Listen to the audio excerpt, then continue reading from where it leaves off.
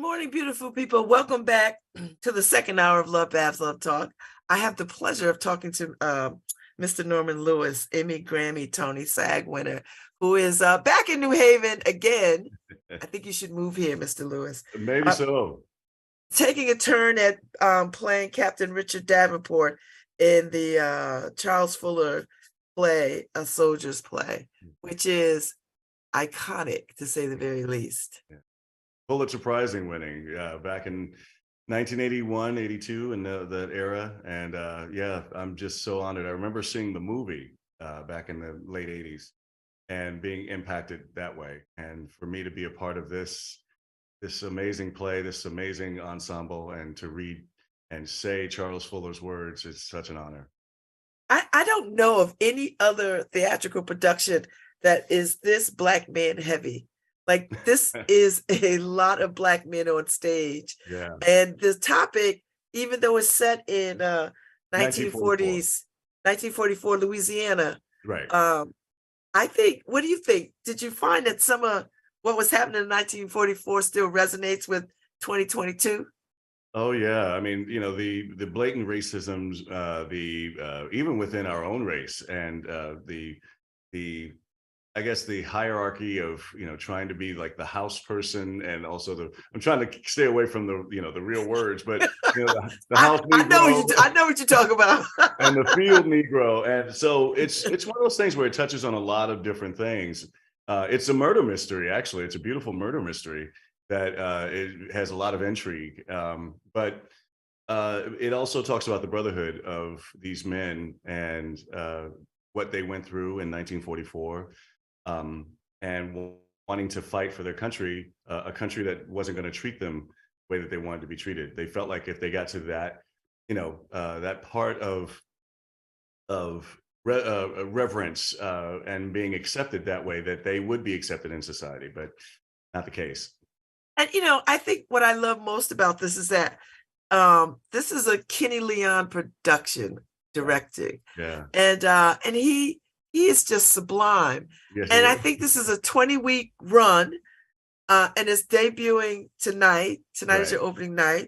Right. And y'all gonna run this thing around North America for 20 weeks, and reintroducing it to a new audience of folks who may know just the movie and not know it as a play. Right. Yeah, I think the impact that it had back in the day, you know, and we have Eugene Lee, who's playing Sergeant Waters in our show, who was one of the original company members back in 1981 with the Negro Ensemble.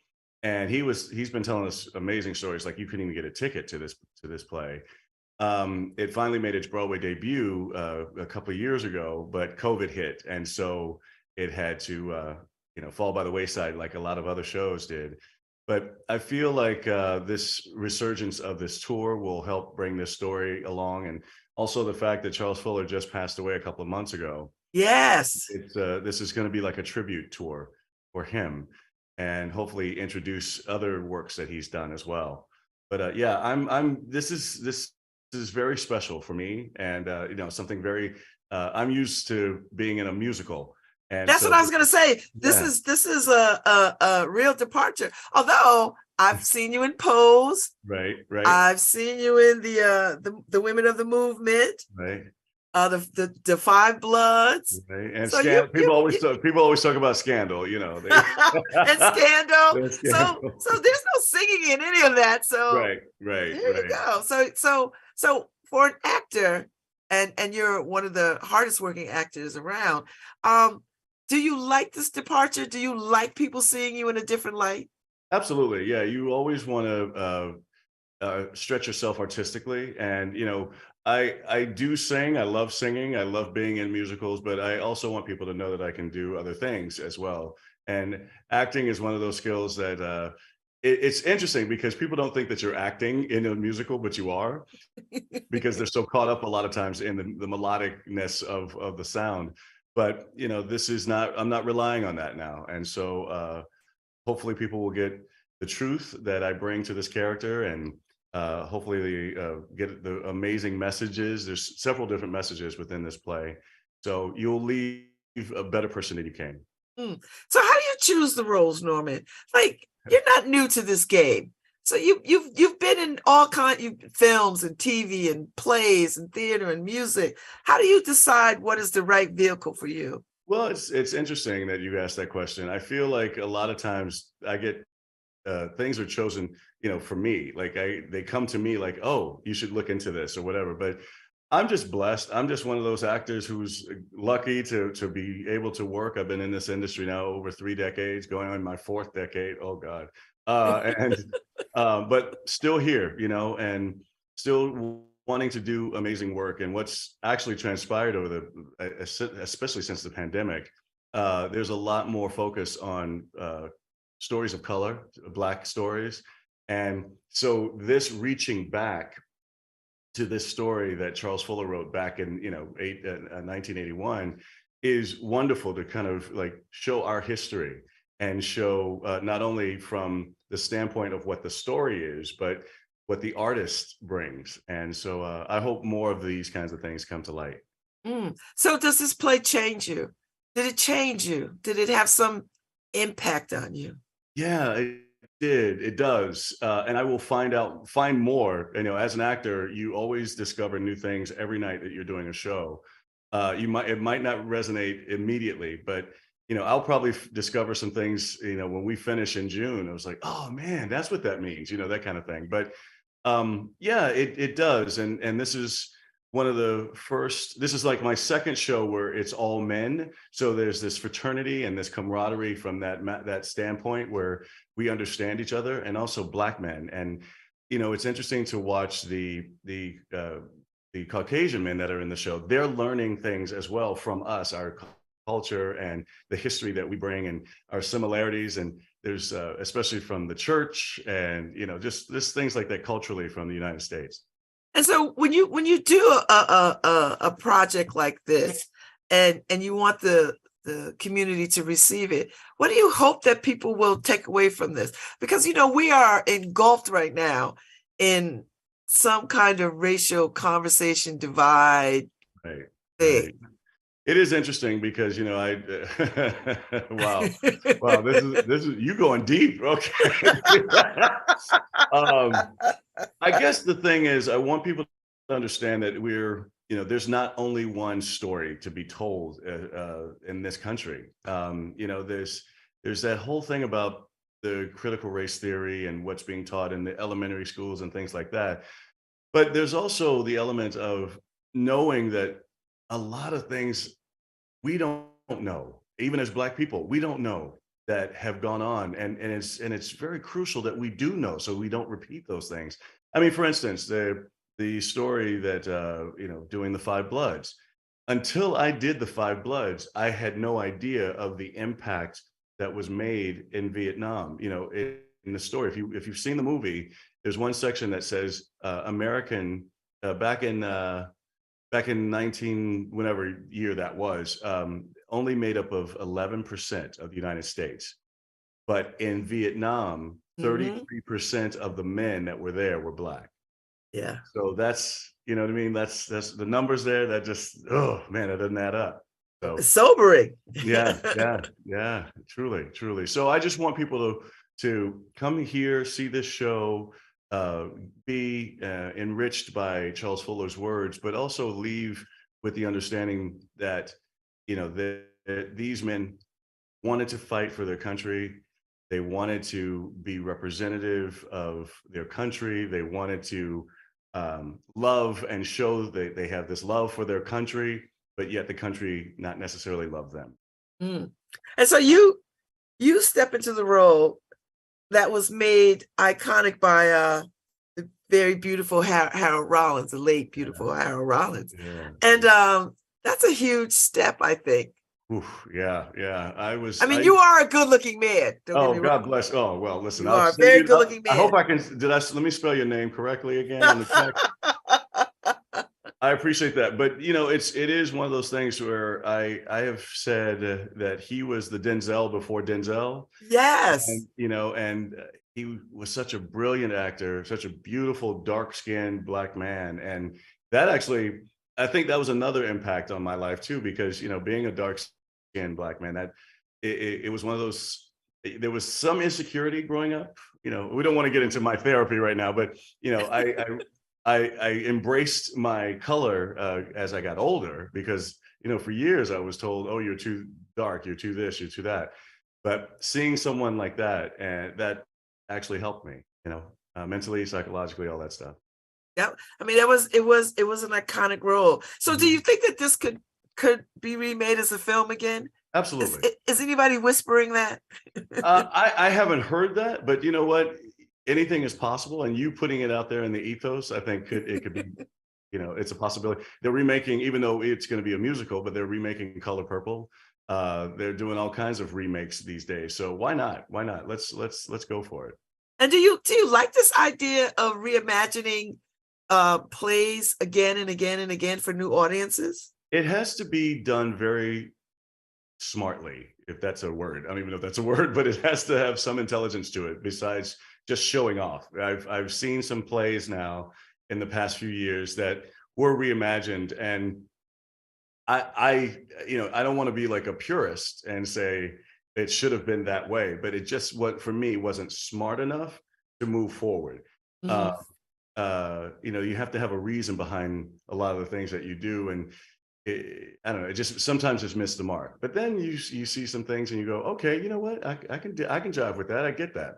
I was in a show that people were very upset about, that was being altered, not changed, but altered just a little bit to be a little bit more accessible to people, and that was Porgy and Bess with Audra McDonald and David. Oh my God, yes. And so we altered some things, and what we did is we took out what they call the recitative, which is a lot of the dialogue, but that's usually sung. We just did it as dialogue, and we spoke it. And so that cut down because the opera is like 3.5 hours, Yeah. which is beautiful. It's a beautiful opera. I'm not saying don't go see it, but most of the audience that came to see ours had never seen it. They knew the greatest hits like Summertime and I Got Plenty of Nothing, but they didn't know what the story was.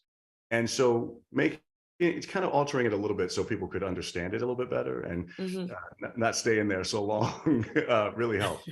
That's a long time. So Yeah. so tell me, no, what do you like to what sort of plays do you like to go see? Do you go try to see every single thing on Broadway?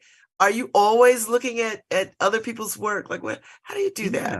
Yeah. Yeah, I do. I mean, you know, I just saw, I did a pretty big sweep this past couple of weeks before going on the road. Went to see Top Dog, Underdog. Love that. I Saw, saw that when it first came. I saw yeah, that yeah, by beautiful. Suzanne Lori Parks. Yeah, yeah, it's a beautiful piece, and you know, the the acting in that is just incredible. Like you can't even believe what these guys are going through.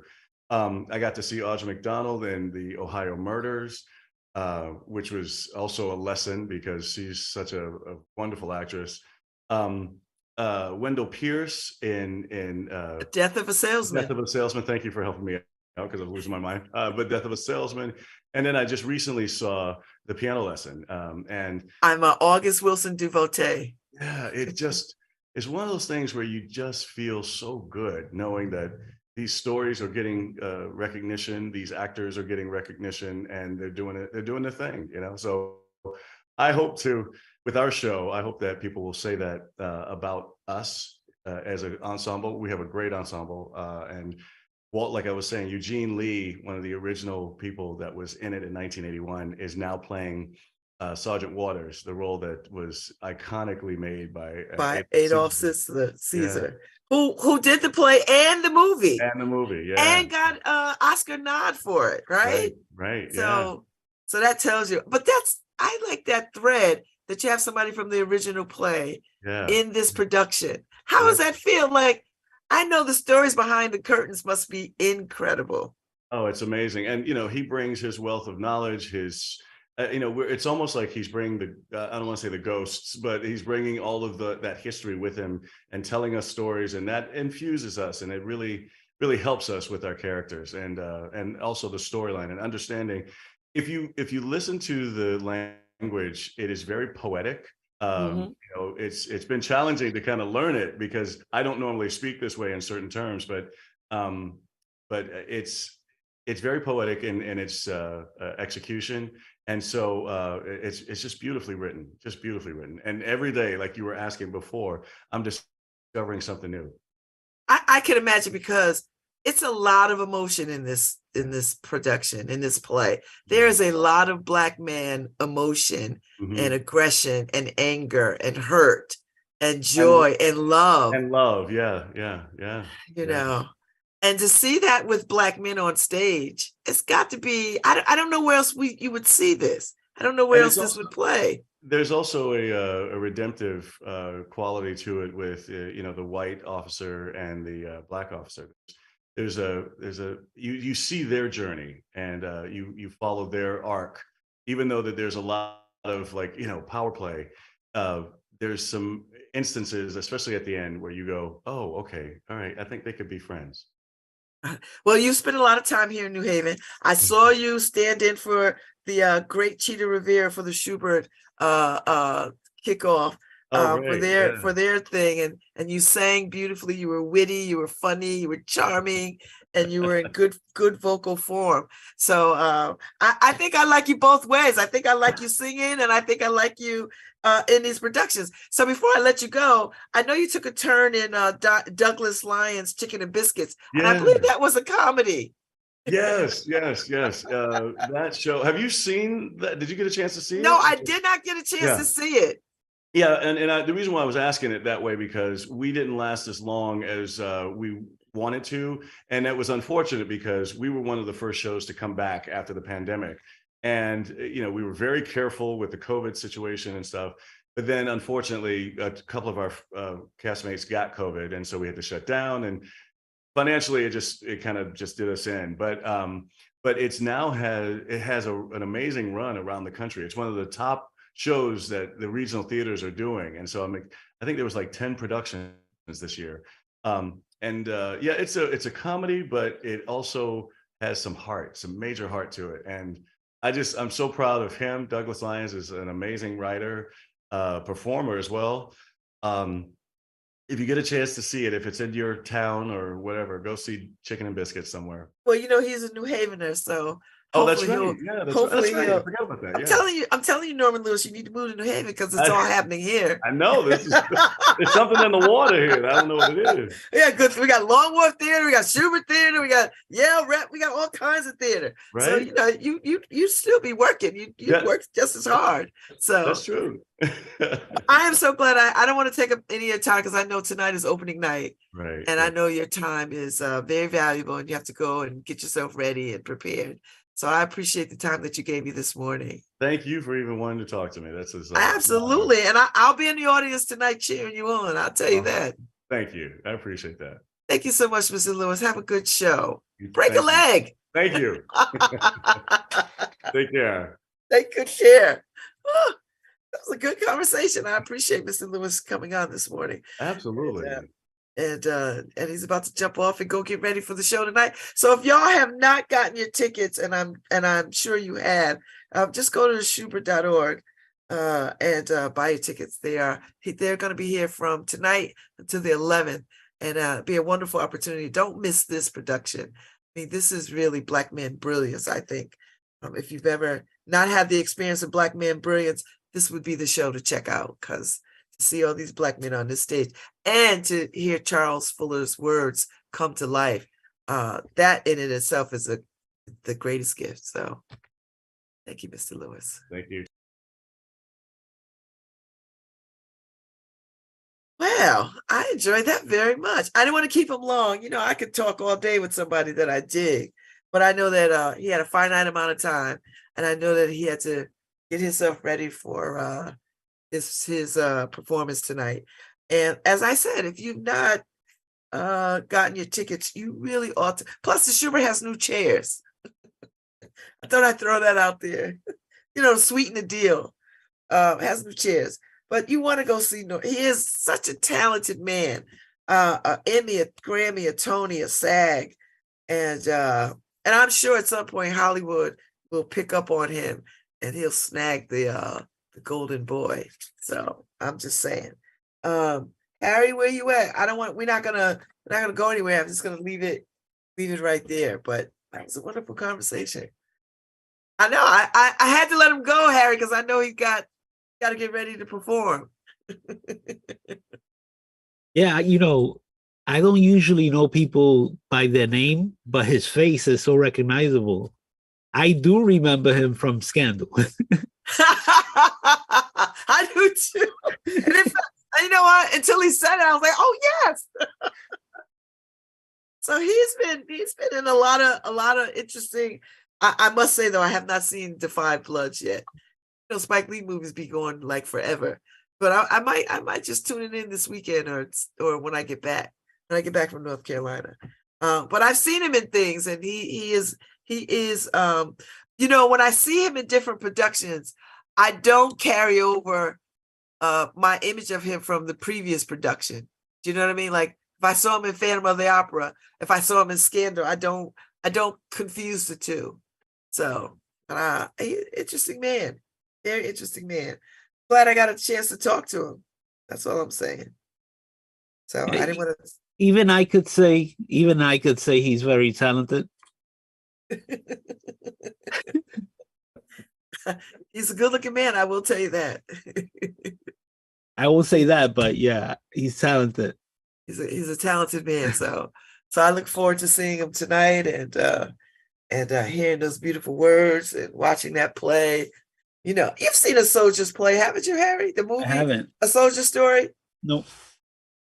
Let me tell you who's in this one, Harry. Adolph Caesar, Denzel Washington, Harold Rollins, David Alan Grier, Larry Riley, Art Evans, and David Harris. This is the movie? This is the movie. This is a movie from 1984. Oh, wait a minute. I got to see that.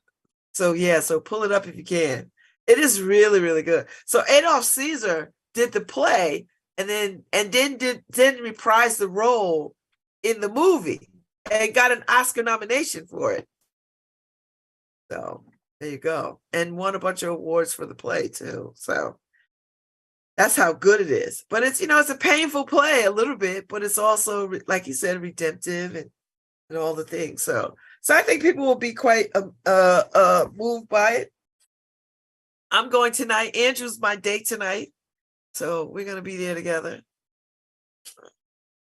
So I'm looking forward to it. So I'm glad I had a chance to talk to him. No, that sounds like a good night there. I don't like going out, but you know, it sounds like a very enjoyable night out. I'm sure all I'll have to do to experience it is look at Bab's Instagram later. Yeah, I gave a little short window because I know what it's like to, you know, you do all these press junkets for stuff, and you know, I didn't want to take up all his time.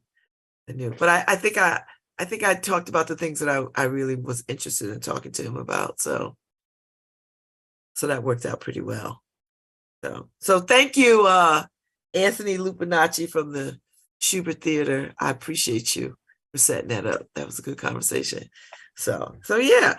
And you know, Harry, it's the holiday season. It's Christmas, it's time, it's that time of year. Maybe we'll get a little snow this weekend and whiten things up.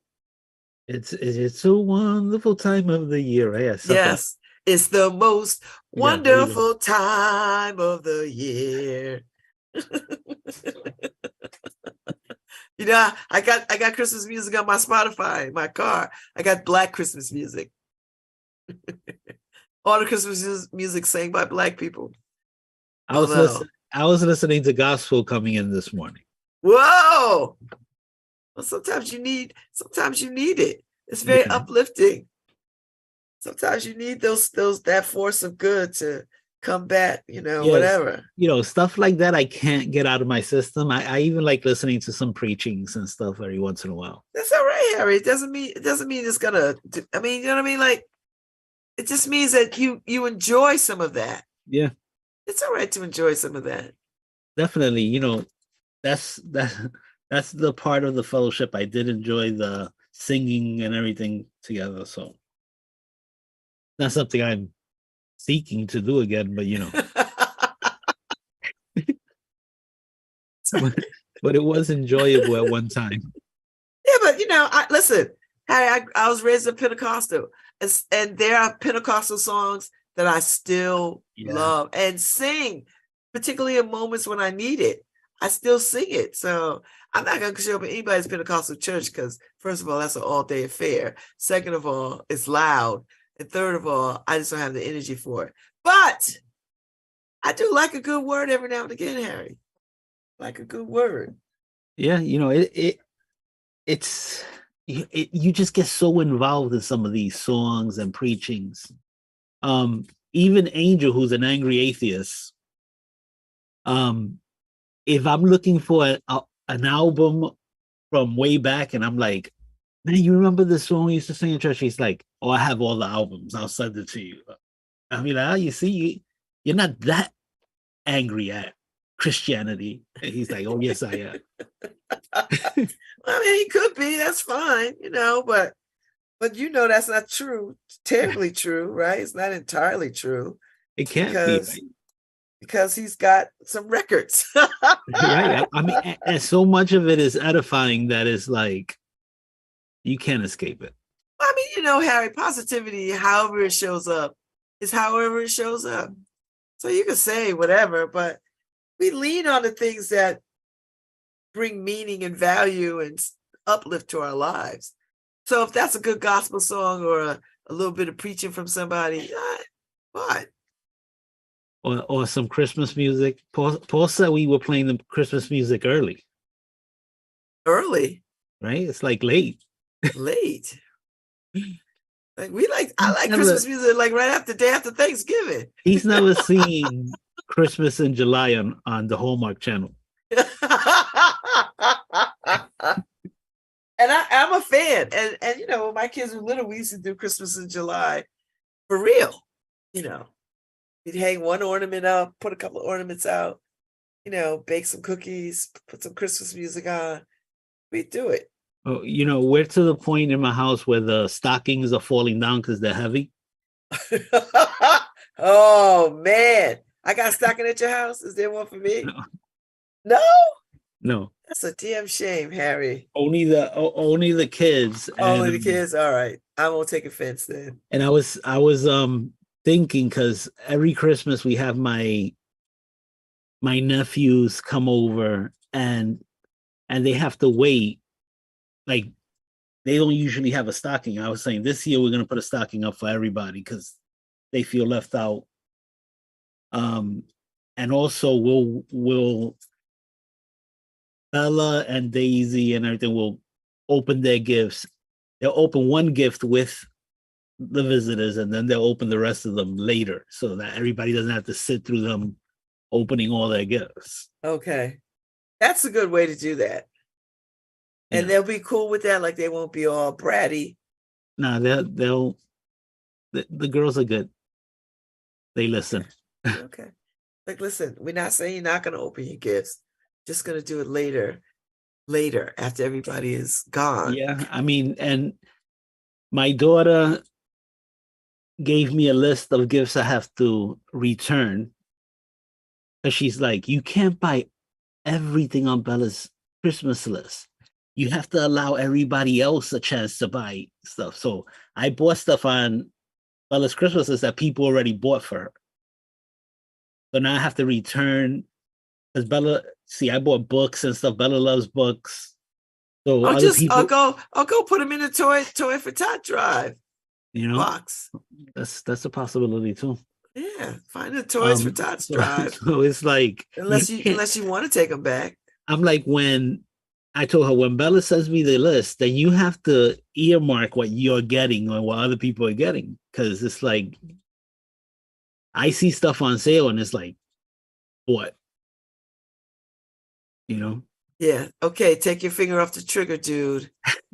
Don't be so fast. Look, I got some really good deals for Black Friday. Really good deal. I got really good deals for the office too, the computers and all that. I mean, I can't pull the trigger. You just like shopping. I do. I love shopping, but when I see a deal, I can't procrastinate on some deals. You need to get Paul a better microphone for his phone. No, that was the wind. Okay. There's nothing you could do with the wind, even if you have a mic. If you don't block the wind, you're always gonna get that. Okay. Yeah. Paul is upset that his word on the street wasn't heard today. Why?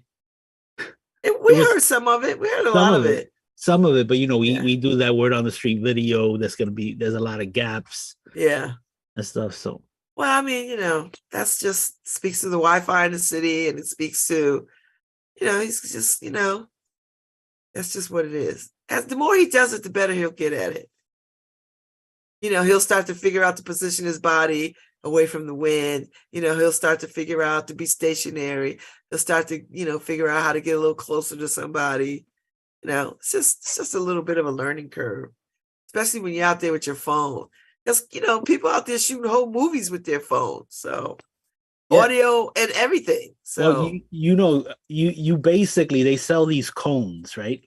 Where it's basically like a cone of silence around the mic, and you have to point it in the direction. That's what's gonna have to happen with the wind and stuff like that. We got to get something, but then you got to be hyper focused on the guy's face. Yeah. I mean, it'll be fine. It's fine. I mean, some days it is what it is. Yeah. I still like it. I still like the stories, and still a good idea. So, well, we're winding down. I've got Friday. Tomorrow's Friday. You won't be here tomorrow, right? You're on your way to Florida. Did your brother pass? Not yet. He's we're having a family meeting tomorrow. Okay. All right, Harry. When you're in that meeting, I'm basically there to support. Channel your inner Babz. I'm gonna try to tone it down, Babz. Just be supportive and consoling. Yeah, of course, that's me. Uh-huh.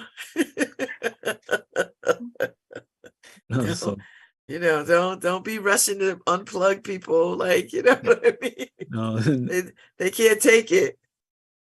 Just I'm gonna try to be exactly what they need me to be.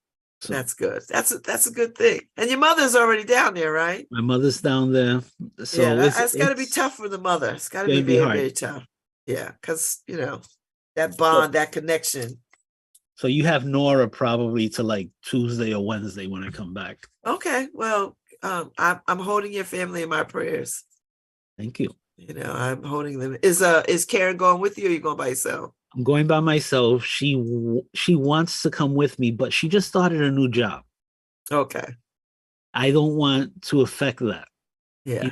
And her boss told her if she needs to go, she could go, but I won't do that until it's time. It's time. So yeah. No, that's but right. I'll have my sister's coming with me and my niece are coming. So. Oh, okay. So you're not traveling by yourself. No. Are you flying or are you driving? A velo. All right. Listen, I'll be on that Joker tomorrow. Hopefully there's no cancellations this time. Oh my gosh. So, all right. Well, safe travels to you. Yep. And I'll see you when you get back. Thank you for listening to LoveBabz Love Talk on WNHH LP 103.5 FM, your home for community radio.